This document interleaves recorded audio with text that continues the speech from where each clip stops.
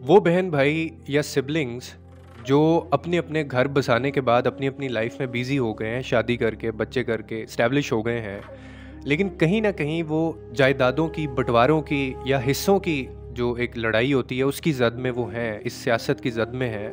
तो उन बहन भाइयों को ना मैं एक बात ही कहना चाहता हूँ कि कोई भी इकदाम उठाने से पहले या कोई भी मामला आप अगर करना चाहते हैं,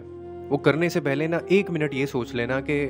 तुम दोनों, जिससे तुम लड़ाई ले रहे हो या जिससे तुम्हें मसले मसाइल हैं, आप सभी लोग एक ही माँ बाप की औलाद हैं। आप में एक ही खून है।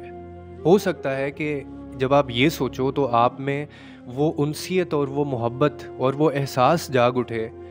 जो बचपन में एक दूसरे के साथ आपका हुआ करता था।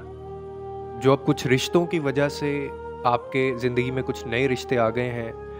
तो शायद उस वजह से आप थोड़े इन्फ्लुएंस में आ गए हैं। तो ये सोच लें कि